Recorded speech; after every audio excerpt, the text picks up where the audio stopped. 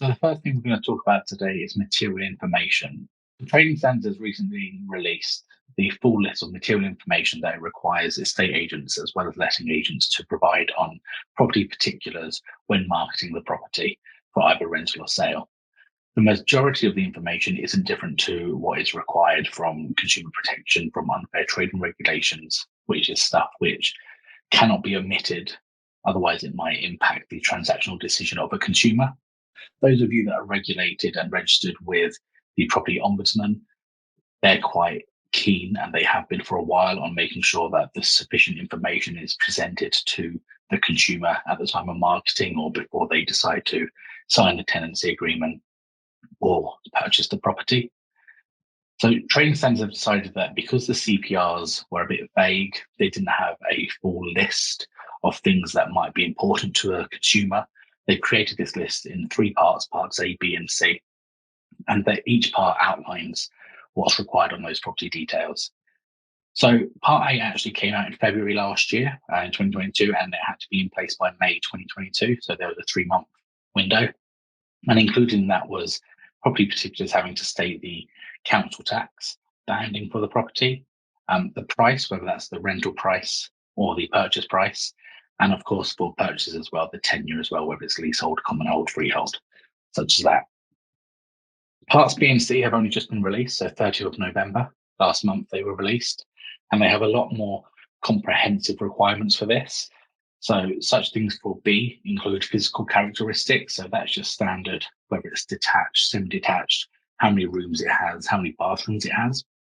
But it also now requires agents to detail stuff about utilities. So whether any of the utilities perhaps aren't the norm. So those that perhaps have septic tanks, or those that have solar panels, perhaps if you have an air source or ground source heat pump rather than conventional electricity, if you don't have a gas boiler and you do oil boil, things like that, as well as then like with water, broadband as well. It wants you to state whether you're in a poor broadband area, whether you've got fiber, whether you don't have complete fiber.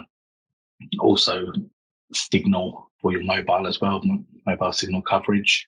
Everything that comes under utilities, they're now wanting you to be able to provide.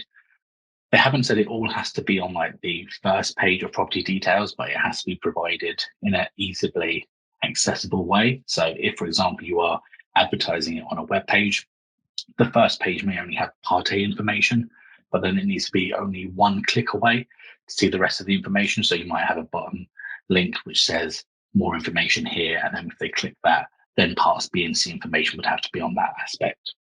Parking is included as well in Part B, so whether there is any, whether it's off-road, whether it's allocated garage. And then when you get into Part C, you get things which you're more inclined to face when purchasing a property and you're doing the local searches. So building safety, such as if there's been any conversions or new builds or anything like that, if there's building regulations for them, and think whether there's local coal mines, and whether there are any restrictions or easements for rights of way across the property, any planning permission in the area, and of course whether the property is subject to flood risk as well. So all of this information now, which might dictate whether a person wants to either rent or purchase the property, Trading Standards are now saying you have to present that to the consumer before they make that transactional decision. The next section is about right to rent. We're introducing this because there have been some updates from the Home Office. Effectively, what they're saying is they're going to be introducing new civil fines. So as we can see here, current fines are quite low. So, if you've got a lodger and you haven't done the appropriate right to rent checks in England on that lodger, you can be fined £80 for the first breach. They're actually upping that to £5,000. And then for every repeat breach from an agent, it's £10,000 per lodger that shouldn't be living at a property. When it's an occupier, so it's a direct landlord renting directly to a tenant, it's currently £1,000 for the first breach, but they're upping that to 10,000. And as you can see, for each repeat breach, then it'll be 20,000 per person that shouldn't be living at the property because they don't have that right to rent.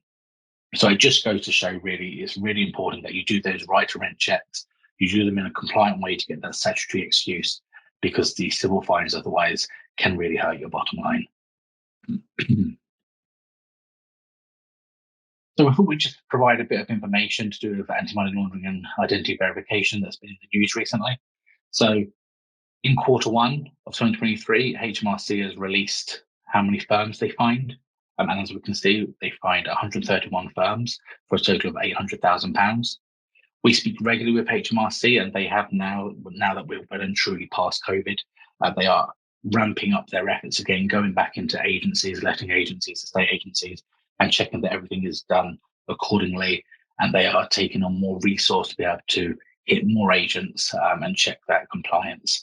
And as we can see, they are upping the amount of people that are being fined. So it's really important to make sure that you're doing what you're supposed to in terms of all of your compliance checks, your AML, your IDB checks. One thing HMRC has also said as well is that they've been having to reject applications. So everyone should be aware that if you are an estate agency business or a rental business that's renting properties that meet the threshold on the money laundering regulation, you have to be registered with HMRC. They've noticed that they're having to decline applications because the agencies that are applying to them haven't got the sufficient risk assessments in place. So it's mandatory as part of regulations to have a firm-wide risk assessment, policies, procedures, and controls in place in order to combat, monitor, and report money laundering. And where those haven't been in place, HMRC are rejecting the applications, which mean then that agency can't trade and can't carry out business. So it's really important to make sure that all of those risk assessments, policies, and procedures have been created before you're submitting your application to HMRC. Otherwise, they'll reject it and you won't be able to do business. Finally, this month, there's been a change in money laundering regulations, which comes into effect on the 10th of January. As you all should be aware, when you are doing a PEPs and sanctions check and you identify that your customer is a true PEP, you have to undertake enhanced due diligence on them. Obviously, the regulations do not say what you have to do in terms of that enhanced due diligence, but some examples include obtaining proof of funds where you don't normally do so, perhaps undertaking an adverse media check to see whether there are any reports in the news of corruption or bribery or money laundering, things like that. This new amendment to the regulations that comes in effect in January basically says that if you've got a UK PEP, a domestic PEP, the amount of enhanced due diligence you do is permitted to be less than what you would do for an overseas PEP. So if, for example, your customer was David Cameron, who's obviously just recently come back into government, the due diligence that you'd have to do on him, you might ask for proof of funds as part of your enhanced due diligence, and you might stop there. Whereas if it was an overseas PEP, say, for example, Vladimir Putin, you might want to do your proof of funds as well as an adverse media check to see if there's anything in the news about them. Again, that's just an example of what enhanced due diligence can include, but your risk assessments and your procedures should clearly state what is required when you do enhanced due diligence checks. Moving on to sanctions then, as they're still very current at the moment. So the NCA has identified that Russia is attempting to circumvent sanctions. So obviously, since the invasion of Ukraine, a lot of sanctions have been applied to Russia as a country, both trade as well as financial. And the NCA has identified that Russia is trying to circumvent that by getting companies or individuals to route money or goods through other countries which aren't subject to sanctions, which then send them on to Russia because they haven't sanctioned Russia themselves. In light of that, the government has created the new Office of Trade Sanctions Implementation, and effectively their job is to ensure that trade businesses know exactly how Russia is going about this and helping trade businesses to ensure that they're not sending materials to Russia, either intentionally or through other countries. In terms of financial sanctions, so those that we're used to seeing when we're doing our PEPs and sanctions checks, the list has been updated 85 times this year at the time of recording. So that's an equivalence of every 4 days. So as you can see, it is updated often. And this is obviously why we always recommend that an electronic screening is the best way to go, because if you're having to manually check those lists, are you going to remember to do it every 4 days? It can now obviously update every day, multiple times a day. And so if you're just leaving it to think, well, it's been a week, I'll check it now, chances are actually people have been added during that period. So electronic screening really is the best and most efficient way to ensure you're looking at the latest lists. An example of that is the fact that in December, and obviously we're only halfway through now, there have been 113 new people added to the financial sanctions list. So again, if you've decided to take the view of, well, we'll only check the list once a month and we'll download the list and check it on that, on a monthly basis. There are 113 people on there now that you potentially haven't caught. So again, that electronic screening really ensures that you're getting the latest designations as well. So again, under money laundering regulations, you've got what's considered high risk territories, and HM Treasury creates that list, usually using the recommendations of the Financial Action Task Force. But this is effectively a list of countries where they have insufficient or non-existent anti-money laundering and corruption practices and regulations or legislation. Legislation says that when you come across a consumer or a customer of yours that is either in a high risk country or is going to be using money from a high risk country, you need to apply enhanced due diligence to them. Here we can see this isn't the full list. These are just a snapshot of, in the recent one at the beginning of this month, some countries have been taken off the list, such as Albania, Jordan, Panama. And actually some more have been added to the list as being high risk, including Bulgaria and Croatia, which as European Union members, we might be a bit surprised at, because obviously the EU does pride itself on being able to combat anti-money laundering. And of course, our own regulations are based on the directive of the EU. So it's quite interesting that EU countries and EU members are part of this list now, but just be aware that there is that list and it's published by government of all those high risk territories. And you have to make sure that you're doing that enhanced due diligence for any customer who's based in that country or is using funds from that country.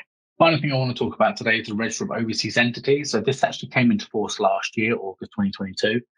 Essentially what this is where you've got a company overseas and it owns property or land here in the UK, the government introduced a requirement for that company to go through a ownership check with a regulated company here in the UK. So a lot of the time it will be either an accountant or a law firm, and they will have had to look at the ultimate beneficial owner of that overseas country, make sure they've done the identity and verification checks and all of those checks on the company, and then submit that to Companies House. And then on Companies House, now you've now got that register of overseas entities, and it says, this is the company, this is what country they're in, and these are the UBOs, something which before was a bit lacking and which the government decided to bring in to reduce economic crime. As we can see that just over a year ago when it came in, there have been 5,000 or more than 5,000 companies that failed to comply. So again, it is one of the things they have to do. And you as agents, when selling properties or selling properties to an overseas entity, you have to ensure that they are on that register. We can see that 123 offshore companies have been fined already. So out of those 5,000 that failed to comply, 123 have been fined already. I'm sure that number will go up. Obviously, it's just a case of where they have failed to comply, it can be more difficult to actually identify those, those UBOs to actually then find them. But I'm sure HMRC will be doing what they need to in order to find more companies. And there's just that requirement as well to make sure that those overseas entities re-register. And just for those that are registering them against Companies House, are checking that the existing relationships are still in place. So yeah, just be very much aware that there are loads of companies overseas that own property or land here in the UK, and that by law now must be on Companies House. And if they're not on Companies House, you shouldn't be selling their properties or selling to them.